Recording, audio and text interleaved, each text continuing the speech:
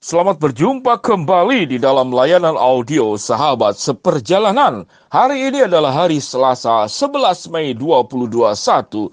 Tema renungan dan saat teduh kita dengan judul Berakal atau Akal-akalan. Berakal atau akal-akalan. Firman Tuhan terambil dalam Mazmur 119 ayat yang ke-99. Demikian bunyi firman Allah. Aku lebih berakal budi daripada semua pengajarku, sebab peringatan-peringatanmu kurenungkan. Ayub 28 ayat yang ke-28, demikian bunyi firman Tuhan. Tetapi kepada manusia, ia berfirman, sesungguhnya takut akan Tuhan itulah hikmat, dan menjauhi kejahatan itulah akal budi. Mari kita berdoa.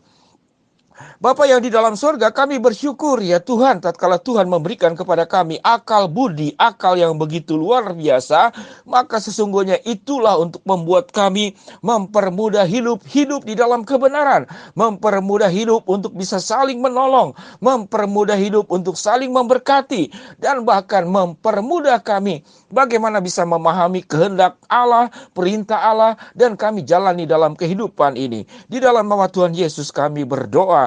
Amin. Shalom sahabat seperjalanan yang dikasihi Tuhan. Berakal atau akal-akalan? Apakah akal-akalan itu sesuatu yang buruk, jahat, atau berdosa? Tidak ada catatan, saudara, definisi tentang akal-akalan. Namun kalau saya boleh bagikan bahwa akal-akalan adalah sebuah perbuatan dosa. Mengapa demikian?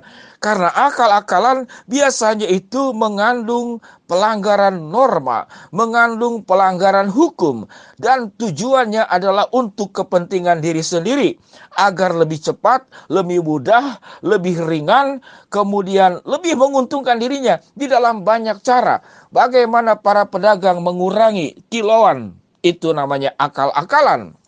Bagaimana kemudian seorang anak itu menyontek, itu namanya akal-akalan.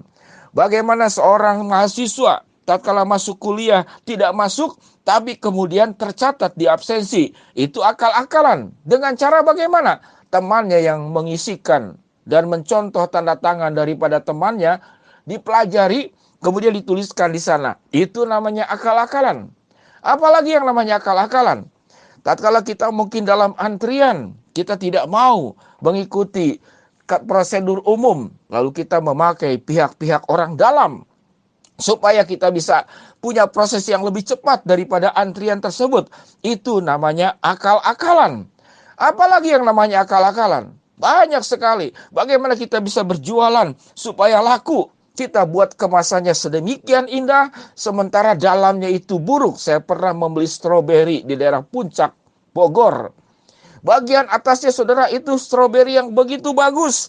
Dan saya melihat itu, kelihatannya itu 3 lapis. Sedemikian penuh, dan saya anggap itu 3 lapis. Jadi 1 baris stroberi, 2 baris stroberi, dan di bawahnya 1 baris lagi. Setelah dibeli, ternyata cuma 1 baris stroberinya, karena yang kedua dan ketiga itu diganjal pakai karton, pakai kertas koran.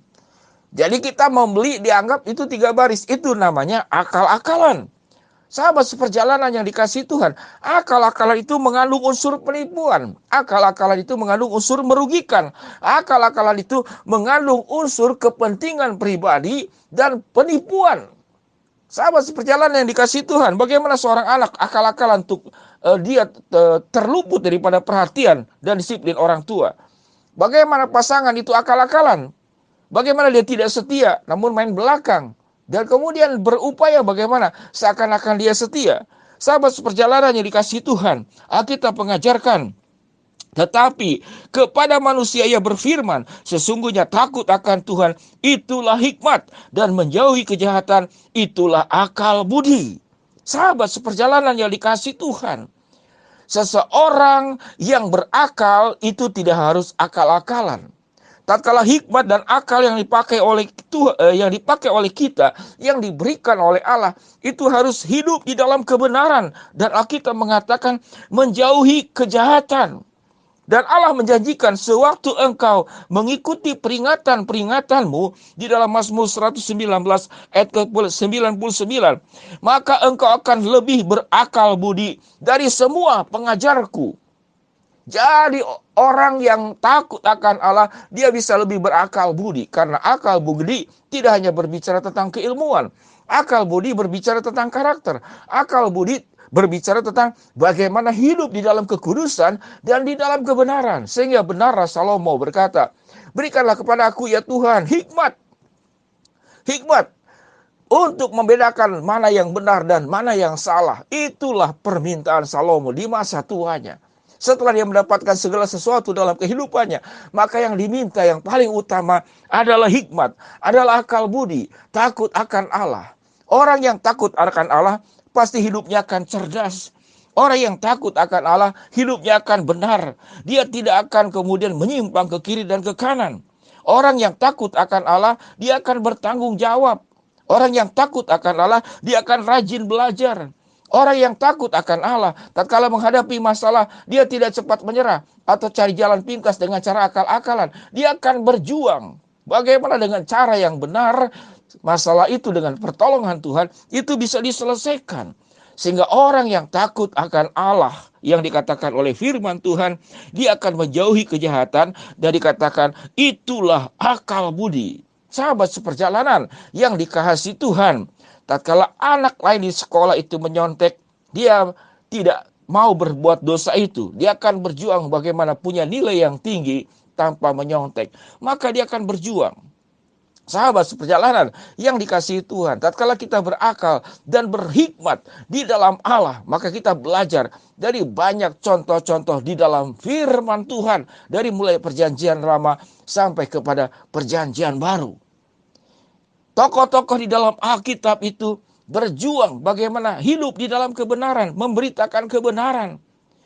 Mencari cara bagaimana Rasul Paulus mengabarkan Injil sampai ada PI ketiga kali. 1 kali, 2 kali, 3 kali.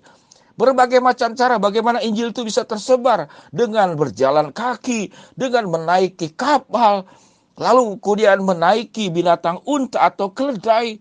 Berbagai macam cara bagaimana mengatur makanan yang terbatas supaya tidak kelaparan.